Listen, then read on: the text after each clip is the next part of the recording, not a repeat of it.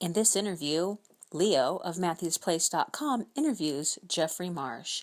Jeffrey is an LGBTQ youth advocate, an online sensation, and popular host on Logo and MTV.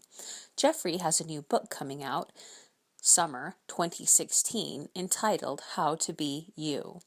MatthewsPlace.com is a program of the Matthew Shepard Foundation. First thing is we're going to get to know you a little bit better. So I read, I did some digging. You're a host, an author, and most importantly, in my opinion, a youth advocate. That's a lot of stuff under your belt. What are your goals for later in life? Well, first of all, I don't get bored with all that stuff going on. And so that's a very good thing. I love this question, Leo. Did you came up with this one? Yeah, I came up with all the questions. Yeah. Because, first of all, hi. Nice to meet you like this. Nice to meet you too, Jeffrey. Second of all, I have no clue. That's why I love this question. I mean, I found out at a pretty, I want to say early age, but it's not going to sound early to you. In my 20s, I found out that the less I tried to plan my future, the better things went. And that goes for the next 5 minutes and also the next 5 years, the next 10 years, the next 50 years. You said you did some digging, so maybe you know that I'm Buddhist. Yeah. So I feel like I want to leave it up. The Buddhist way to say it is I want to leave it up to life to do what life wants me to do. And my job right here is to say, yes, I'll do it. Yeah, that was really deep. Yeah, that's a really good way to put it. Yeah. And so when you say, what do you want to do in 10 years, I just think I want to do what life wants me to do in 10 years, if that makes sense. Yeah, it kind of does. Just go with the flow sort of thing. Yeah, and it doesn't mean that you can't have goals or can't, want to go to college or to get married or whatever people do. It's just that I wouldn't want to ruin what life has planned for me by trying to go ahead. Just trying to fit yourself into the big grand scheme of things. I think I get where you're coming from. Yeah, it's a lot nicer that way. All right, well, that's really awesome. I didn't expect that kind of an answer, but yeah, that's really cool. You didn't expect it? Was it good, better, or worse than what you expected? It's good. It's a good thing. Don't worry. Okay, good. So yeah, when I was digging a little bit, because obviously I was pre-read for it, I was reading, I looked a little bit on Vine myself, and these two hashtags kept coming up over and over again. No time to hate myself and don't say that's okay. I personally found these to be actually really inspiring, both as someone who lives with depression and anxiety, but also as someone who's, I'm a young gay guy, I live in a really small town, blah, blah, blah. When you came up with these, what was your goal in mind? What do you hope people will take away from seeing these? I made those hashtags for you, Leo. I don't know if you knew that. Yeah. It's a universal thing, I'm guessing, yeah. Well, yes. That is another way to say it, but it's also a very specific thing that I made it for people in small towns who felt like they were, I was doing an interview before this one, and they asked me a similar question, and I realized I have not spoken to one person in all my work that I've done My ride's here. Gotta go. I'm kidding. That was my buzzer, my apartment buzzer.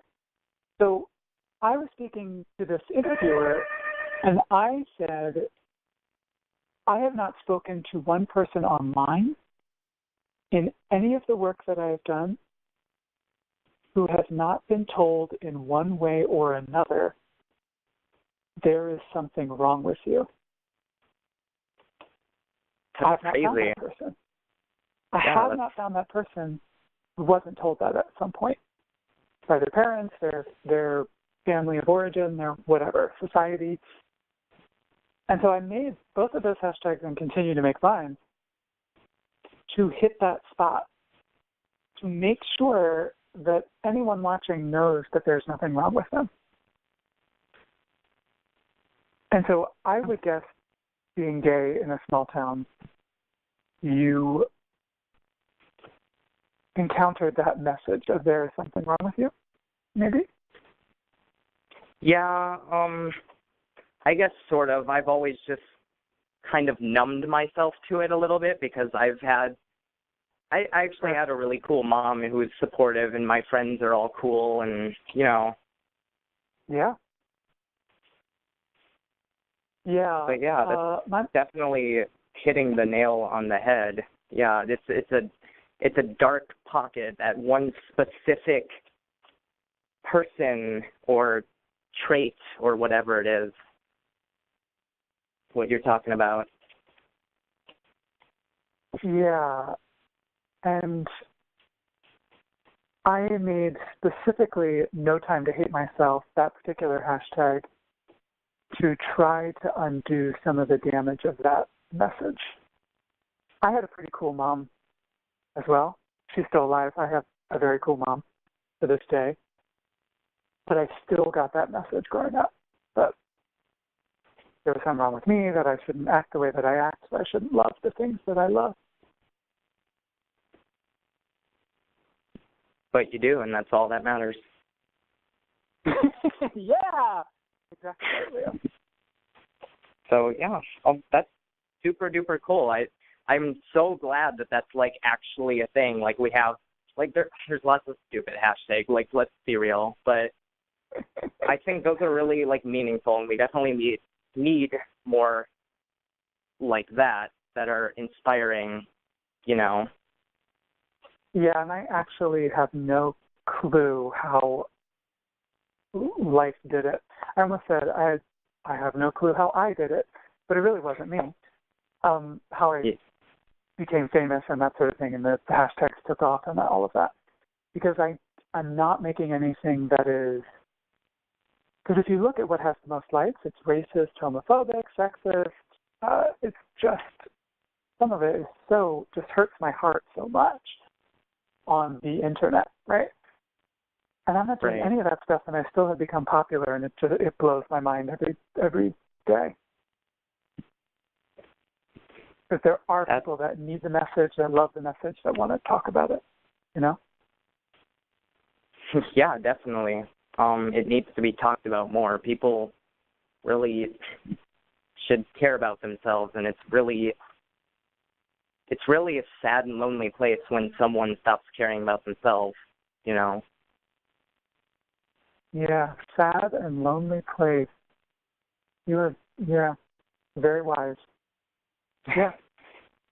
So I try to make vines to counterbalance some of that sad and lonely. And hopefully I'm a success. Well, I think you're a smashing success, because every time I looked at Vine, whenever I looked at any images or anything, just No Time to Hate Myself was absolutely blowing up my computer. So you're definitely doing something right. Good to know. So, your book, How to Be You, I was looking at it on Amazon, and I thought, rolling from the last topic, it was an awesome idea. Yeah. Did you order a copy? I did. I'm excited, and Christine showed me a little snippet of it. Good. Right. Oh yeah, people are going to buy your book. Don't worry about that. It's going to sell itself. But you were saying it was a good idea or something? I don't want to interrupt you. No, it was a really good idea. I think books that are self-promoting are really good, and sometimes ironically, someone being themselves is sometimes the hardest thing they can be. Were there any tough situations in life that you were just like, hey, I'm going to write this book? Well, say a little bit more. What do you mean, tough situations? Like, did you ever maybe see any kind of stigma, maybe someone who disliked themselves, maybe someone who was struggling because they needed that kind of guidance? Was there something that pushed you to write the book, or did you kind of write it on a whim? You mean like everyone on Earth? I guess that's sort of the case. I'm not saying well, I can say this. My messages that I get on Tumblr, Twitter, Instagram, everything come from all over the place. You would think I would get messages almost solely from LGBTQ folks, and maybe you'd assume young people. But it's not true. I get messages from all kinds of people, rich, poor, straight, gay, something else, all parts of humanity seem to identify with this message of transcending the hatred we were taught to have inside of us. And that's what the book is about. So it's not so much about, although there's plenty of practical tips in the book, of course, it's not necessarily about here is how you become the perfect thing that society wants you to be. It's quite the opposite. It's about this is how you become self-aware, and then this is how you begin to love what you have just become aware of. And in that way, to me, is how you become you. Can you believe, the book is called, what kind of a terrible salesman am I? The book is called How to Be You. I should have said that first.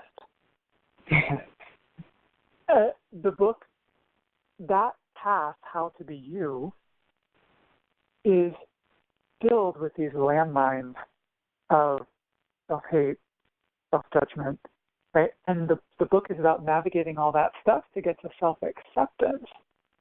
And that is when you really, truly begin to live as yourself, as you. Right, when the scars start to heal over from self-hate, that sort of thing. Yeah, you can't really, this is going to sound, I don't know how it will sound. You tell me. You cannot begin to truly be yourself and love yourself until the internal beatings stop. Yeah, that sounds about right. You got to start from the inside. Yeah. Yeah, that was really well said. Yeah, I definitely agree. And that's one of the scariest things is people beat themselves up over, individuality, things like that. Basically, they beat themselves up because they're not a plaything of society's opinion, and they seem to feel like they need to be reprimanded for that. And I don't know, I just think it's really cool. It's going to be, I'm excited to read it. But, yeah, it's a really good topic is what I'm saying. Oh, good. I want to tell you a million things about it. But first, I want to say, you use the phrase people beating themselves up. And what I get from people is that they're not, it's more to me like a machine. It's not like they are choosing to beat themselves. It's more like we were all taught, some of us had external beatings in lots of different ways, actually, when we were kids. And we internalized that system, that machine. So in a sense, to me, it feels like something that is done to us rather than something we do to ourselves. Yeah. And I try to bring that out in the book. And the ways that I do that are I'll tell my story. So you're going to get some chapters of what it was like to be genderqueer and grow up in the middle of Pennsylvania. Where are you? What state are you in? What state am I in? I live in Minnesota. Minnesota, small town in Minnesota. Okay. So what it was like to grow up on the farm in Pennsylvania, my story. Also, direct advice. My editor and I took all the questions I get on social media and we broke them down into 9 basic inquiries. People kept writing me about the same kinds of questions. So we broke them down into 9 chapters in the book, direct advice. And then my favorite thing, Leo, is that the book is a workbook. So as you're reading it, you get to create the book along with me. You get to answer questions, you get to tear out pages, you get to draw pictures about the things you do so that you, hopefully it'll illuminate this path we're talking about toward being yourself, toward loving yourself. Yeah, that's so innovative and cool. I love it.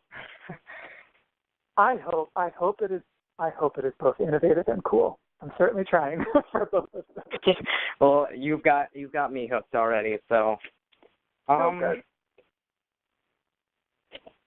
So on the topic of people beating themselves up, one thing I want to just fit in here. Leo, have I totally destroyed your outline for the call? No, I'm still pretty much going the same way. I'm a massive control freak, so. I would give you a chance to control if you want to. So good. I'm glad you're on track. Fine. This is the last depressing question, I promise. Good. I like the question. I just wanted to talk about bullying. Bullying, in my opinion, it's a shadow that seems to stalk individuality. And basically by that, I just mean like people who are the least afraid to be themselves seem to get bullied the most. Did you say it's a shadow that stops individuality? Is that what you said? Yeah. That is deep. Yeah. That is wonderful. Yes, it is. Go ahead with your question. What was life growing up for you? I mean, you talked a little bit about it. Pennsylvania. What was school life specifically? Let's talk about school life. I'm sure everyone's absolutely on the edge of their seats for that one. Well, I talk about this in the book. I mean, it's because this is what people want to know about. Not necessarily my childhood, but how to transcend hate. I mean, that's a huge thing happening in schools across the world, and people write me about it all the time. So I had a very difficult childhood. I was bullied every day at school. I had no idea. I said I had a cool mom. I had no idea. My mom is a Lutheran pastor. That I did know about. But I had no idea that she went into school. And to me, this seems like a very Protestant work ethic, kind of, for lack of a better way to phrase it, Lutheran thing to do. Without me ever knowing, she went into my school, totally behind my back, and yelled at the teachers, yelled at the principal, yelled at anybody she could talk to, evidently. You're not keeping my kids safe. It's your job to keep my kids safe, and my kid's getting beat up every day and made fun of and bullied at school. You're not doing your job. I found out that she did that about 2 months ago. Wow, that is crazy. I wish I had known, right, when I was a kid, you can't go into the past. But, I love that she advocated for me. And that's hard, being able to, this I also talk about in the book, being able to accept people's help when you need it is a huge part of ending bullying. You are not alone. There are people who want to help you. You need to be able to reach out you need to be able to accept the help that is given to you. Help like, the Matthew Shepard Foundation and Matthew's Place. Yeah, definitely. It's something a lot of people struggle with, and I think the main reason behind that is people think they're weak when they have to have help, but I've always heard asking for help just makes you stronger. Yes. Wait. Yes. Yeah, that's definitely, yeah. Again, hitting nails on the head here, at least in my opinion. Are you Buddhist, Leo? You're just so wise. What's that? Are you Buddhist as well? You're just so wise. I said. I don't consider myself to be any part of a religion of any type. I want to study religions at some point, but so far I haven't really dedicated myself to anything. Yeah. That's it. I mean, that's part of getting past the hate is not doing it alone. Yeah. And here's another, can I give you a little tip that's in the book? Yeah, absolutely. If you're in the moment with a hater and the hater is berating you and saying mean things to you, nothing will short-circuit a hater like agreeing with them. So they say, you're too queer, you're so darn queer, you can't, blah, blah, blah, blah, blah. And you just look at them and you say, yes, you're right. I am queer. Yes, I love it. Oh my gosh. And next time I see that in public, I'm gonna definitely. Oh my gosh. You're gonna try that one? You have just fueled my inner fire. Thank you, Jeffrey. I'm so much happier now. Leo, it didn't seem like you needed that much fuel for your fire. You were already on. Oh yeah, I know. I'm pretty animated in real life. Indeed. But, Indeed. Yeah. But the LGBT community, it's come such a long way with the changes, including, the states legalizing marriage, Ireland, asexuality, awareness and visibility increasing. What do you think the future holds for the LGBT community? Gosh, what a great question. Of course I have no idea. What I would like to see is, well, first of all, I have to say, the Matthew Shepard Foundation is really close to my heart, and it's obviously something I really believe in. And I think even though we've come so far, Matthew's story is still so completely relevant, and people are going through the same things that Matthew as a human being went through. They're going through those things today. They might now have a Tumblr and, whatever, it's a Twitter bio and stuff that they're navigating. But the underneath story is still so important, of being in a rural, isolated place, maybe going out and seeing the world, but having that kind of small town heart that goes with you. And gosh, I just love what Matthew Shepard Foundation does, and I love Matthew and Matthew's story. But anyway, where I think the community is going is toward more self-acceptance. I think that's the next. I think that's the next thing to fight for. Because we fought for so much, getting married and non-discrimination rights, bullying in schools, we have come very, very far with all of that stuff.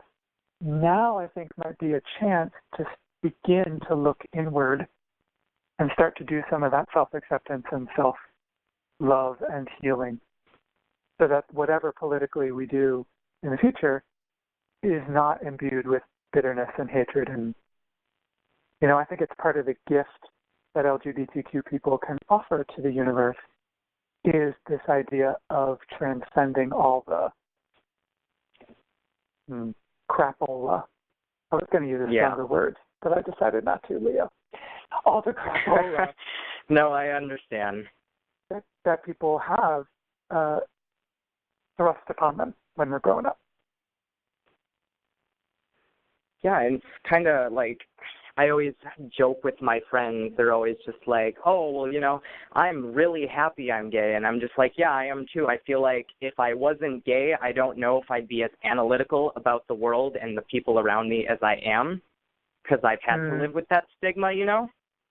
Mm-hmm. And it's like a joke, but at the same time, and not to be like, you know, narcissistic, but I feel like it's kind of true. I feel like because, you know, everyone has dealt with the stigma, it kind of inwardly makes us better people, because we're kind of like, you reflect on it and you touch with other people who have like the same issues.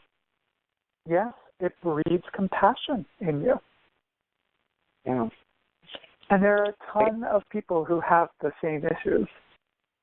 You know, we may think it's just about being LGBT, but there are tons of people who feel left out and made fun of, and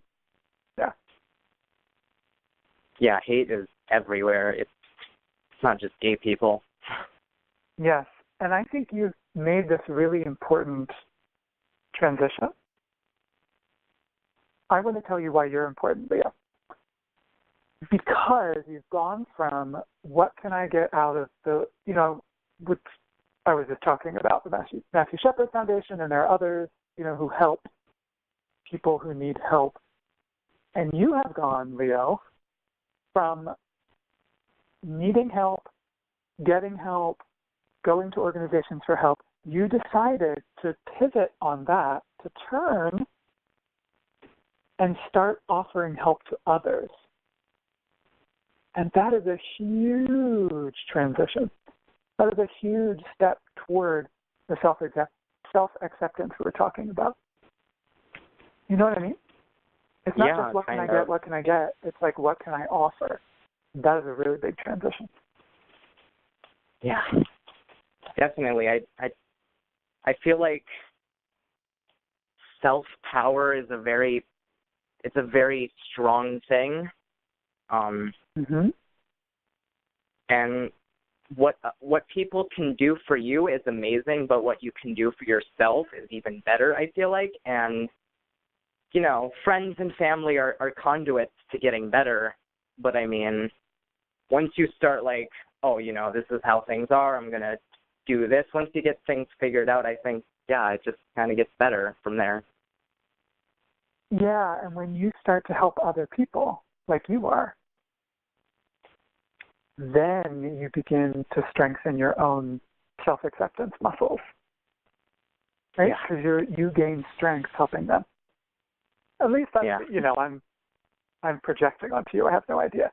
But that was my process when I began to help people through Vine and through social media. I gained so much from that. Yeah, and you've helped tons of people, Jeffrey. So many people adore you, hundreds of thousands, I know easily. And it's kind of a cool thing, but it's, like you said, you weren't trying to do it. It just sort of happened. Yeah. I didn't know that it was so political or such a form of activism to just get in front of that camera and be me. I had no idea. Well, the camera loves you, Jeffrey. Thank you. The podcast loves you. Oh, yes, definitely. But yeah, I just have one last question left, and then I think I pretty much covered all the bases. Okay. So, ask me adults and youth, they're everywhere. People who struggle because they're closeted and they don't want to come out because of fear of like alienation, people rejecting them. I've seen horror stories on YouTube and on, you know, other websites about, you know, parent throws out child for being gay and things like that. And people are terrified. Is there any advice you would maybe give to someone like that? Oh, Leo. It is such an important topic for a lot of people. I will say this up front, and it could be good news, it could be bad news. You will never be happy unless you tell the truth about who you are. Right, definitely. I'll say it again. You will never be happy unless you tell the truth about who you are. Now, this does not mean if it's unsafe, if your parents are going to throw you out, right? All of that, if it's not the time yet to tell the whole story of who you are, take that into consideration. Don't do anything unsafe. But if you want to be happy, you've got to be able to be honest. And the extra special bonus is, once you're honest about who you are, people can start to love you for who you are. They can't love you if they don't know the real you. So once you start telling the truth, then you can really have those people in your life that love you for who you are. And that's the best feeling in the world. Honesty is the best policy. I've heard that somewhere. It's true. Yeah, I have heard it somewhere too. Probably somewhere in school when I was lying about doing whatever. But that's a little tidbit about my life. If someone wants to know about me, they can go read my blog. But I think, yeah. Well, wait, plug your blog. How do people find it? Well, when you go into Matthew's Place, there's usually, like the newest blogs are showcased. But if you want to find like the individual bloggers, you can. I haven't done it off mobile for a while, but you can click blogs, and then it'll be youth blogs, and then basically at the top there'll be like a bunch of different ones.